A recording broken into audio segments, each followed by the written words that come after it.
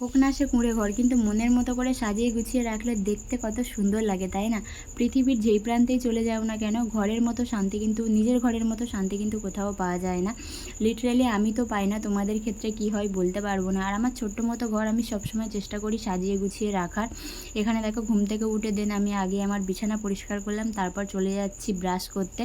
আমার ছেলে কিছুক্ষণ আগেই উঠেছে, আর আমার শাশুড়ি মা তো রোজ সকাল সকালেই উঠে যায়, নতুন করে বলার কিছুই নেই। ও এখানে এসে বসে বসে দেখছে কত রকমের গাড়ি যাচ্ছে, লোক যাচ্ছে, আর আমাদেরও এছাড়া কোনো কাজ নেই। বিশেষ করে সারাদিন রাস্তার ধারে ঘর হলে যা হয়, বসে বসে দেখতেই থাকি কত রকমের মানুষজন যাচ্ছে, লোক যাচ্ছে, এইসব গাড়ি যাচ্ছে।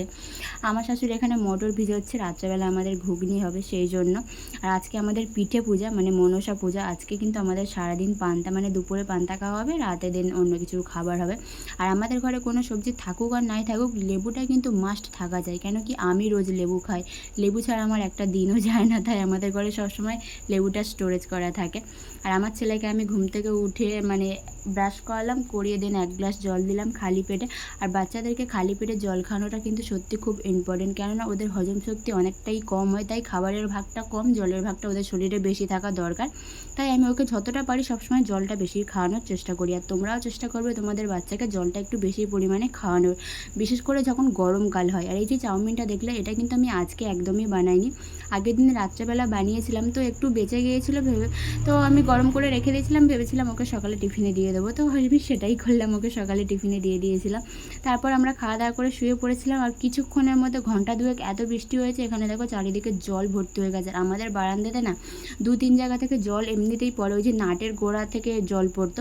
আর এখন এত বৃষ্টি হয়েছে, এত পরিমাণে সমস্ত জায়গা থেকে জল পড়েছে, মানে যেসব জায়গা থেকে কোনোদিন জল পড়েনি সেগুলোতেও পুরো জল ভর্তি হয়ে গেছে। পুরো বারান্দা জলে থই থই করছে, ভাসছে। আর পুরো মানে এত ভিজে কোথাও শুকনো নেই, শুধু ঘরটুকু বাদ দিয়ে। আর বাইরে এখনও অনবরত বৃষ্টি হচ্ছে, কিন্তু কী আর করা যাবে, আমার ছোট্ট মতো ঘর, বৃষ্টি পড়ুক, জল হোক, ভিজে হোক, যাই হোক, তবুও আমার কাছে অনেক সুন্দর।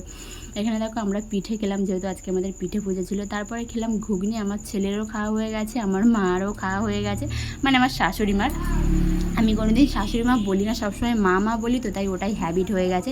তো ওদের খাওয়া হয়ে গেছে, তারপর আমি একটুখানি লেবু দিয়ে আর একটু নুন দিয়ে ঘুগনি খেলাম। আমি পরোটা খেলাম না, আমার ঠিক ইচ্ছা হলো না পরোটা খেতে, মানে খিদে নেই বলতে পারো। 2-4টে পিঠে খেয়েছি, তাতেই পেট ভরে গেছে। আমি না ওখান থেকে স্ট্যান্ড ফাঁকাটা সরিয়ে দিয়েছিলাম, স্ট্যান্ড ফ্যানটা ওখানে রেখেছিলাম, পুরো জলে ভিজে গিয়েছিলো, যেহেতু ওদিকটা অতিরিক্ত জলে পুরো থই থই করছে, ভাবলাম পাখাটা খারাপ হয়ে যাবে, তাই ওখান থেকে স্ট্যান্ড ফ্যানটা সরিয়ে অন্য জায়গায় রেখেছিলাম, আবার সেখান থেকে সরিয়ে অন্য জায়গায় রাখলাম।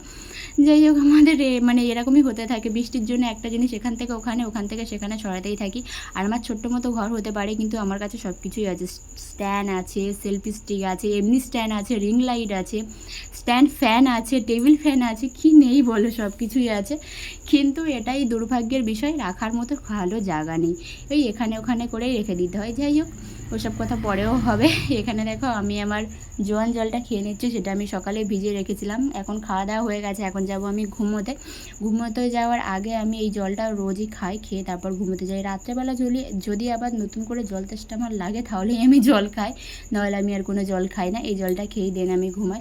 এখানে দেখো আমি ফেস ওয়াশ করে চলে এসেছি। রাত্রেবেলা ঘুমোবার আগে আমাদের মুখটা কিন্তু ভালো করে ক্লিন করে নেওয়া উচিত, কিন্তু আমি আমার মুখ যতই ক্লিন করি না কেন, আমার মুখে পিম্পল হবেই হবে, মানে দুটো ভালো হবে আবার দুটো হয়ে যাবে এইরকম। তো আমার শাশুড়িরা তো শুয়ে পড়েছে, এবার আমি যাব ঘুমোতে। আমি একটু রোজ ওয়াটার দিয়ে দিয়েছি আমার মুখের মধ্যে। চলো, ভিডিওটা আমি এখানেই শেষ করছি। Good night, tata, bye bye, see you, দেখা হচ্ছে নেক্সট ভিডিওতে।